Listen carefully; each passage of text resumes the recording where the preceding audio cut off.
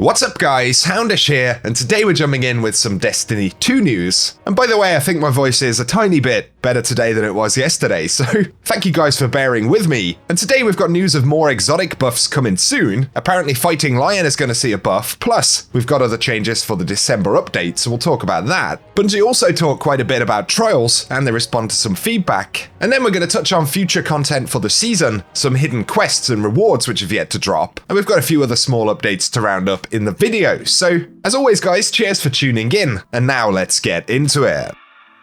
Initially we get to speak about a new exotic buff coming in the December update. So DMG said here's some info straight from the team. Fighting Lion wasn't a specific problem before we reworked the weapon, but given increasing frustration with breach grenade launchers in Crucible, it seemed like a misstep to say we hear you, and here's an infinite ammo version of that thing you're frustrated about in the same patch. It has become clear through hands-on, feedback and back-end data that the full nerf isn't needed, so we're adjusting it in the 30th anniversary patch. This isn't a full rollback, and there's still a difference between almost infinite ammo and actual infinite ammo, so we want to make sure that we don't create a monster. So for the patch note preview for December, they say they've removed the multi-hit requirement for the reload speed buff, as well as increasing the buff to the reload stat. And they say this means reload will still be slow if you miss, but if you land any damage, Fighting Lion will reload faster than it did before the nerf. And so essentially it's going to get a bit of its old self back in the update that we'll see in December, so give us any thoughts you have about that. Also on Twitter, somebody asked, Arbalist anti-barrier when? And DMG said December, and as we've learned over the past couple of weeks, there are going to be quite a few different changes in that December update. That'll include the Shadow Dive nerf, Bungie have now teased a buff to the Whisper of the Worm, and we also know about adjustments to the Vex Mythoclast and so on. So,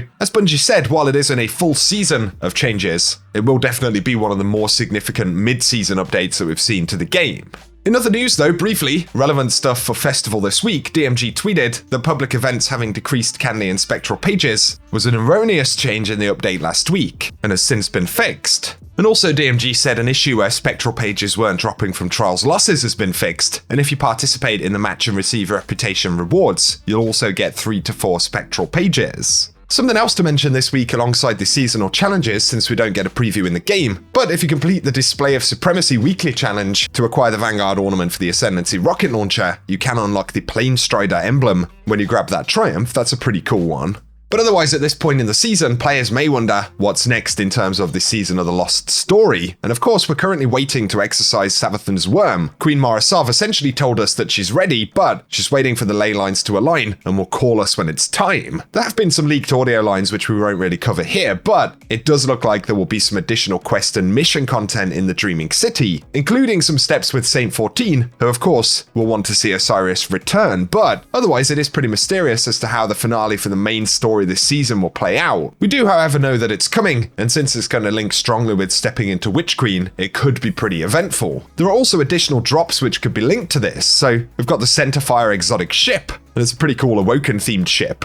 Listed as dropping from Season of the Lost ritual playlists, but it hasn't actually been found in the game yet, so at this point it seems relatively likely that it's going to drop in some of the upcoming content. In terms of when we could get a story finale for the season, I think it could happen before the 30th anniversary, just because it would be a pretty big gap to wait till January or something. However, that's just my personal guess and we'll have to see what happens, but be sure to share any of your thoughts on what remains this season down below.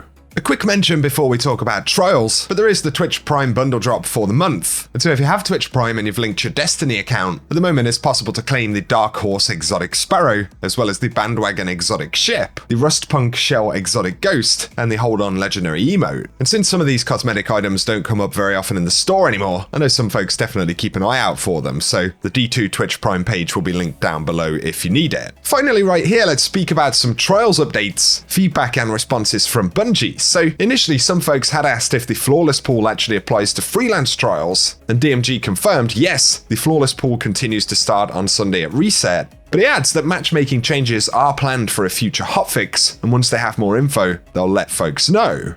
So yet more matchmaking changes for trials are actually on the cards and being developed at the moment. DMG also said that the team is looking at reputation gains. They don't have any specifics to share at the moment, but it's a topic of conversation, and there's the potential for some adjustments there. And on the subject of the Rutabaga errors that Bungie spoke about over the weekend, it's an error code that Bungie are forcing on some folks using exploits in trials. but there is a warning not to Alt-Tab in Destiny at the moment, as it can instantly cause the error code, which does have the potential to get you banned, and DMG said it'll happen more on PCs with older hardware. That said, would recommend using an app on your phone for the time being, or swapping gear around while in orbit and not when matchmaking. And so bear it in mind once again as we go into Trials at the weekend, try and avoid minimizing the game, Alt-Tabbing the game, or going into other windows while you're loading into Trials matches, and hopefully you won't experience any issues. Finally, DMG responded to some feedback about Trials and frustrations from players. He starts out with Trials population and says it's expected that the Trials population will decrease week over week. The team is doing work to see what can be done to reduce the decline or even increase population on occasion, but right now we're in a period of trying new things. Between the rework to rewards and Trials labs every few weekends, we're getting a ton of great data to inform potential changes to the mode in future. He reiterates that the flawless pool is enabled on Sundays and the team is cooking up changes for matchmaking. He adds that it's possible they'll have it in TWAB this week, but he can't make any promises. And he also says that the team continues to investigate uncompetitive matches.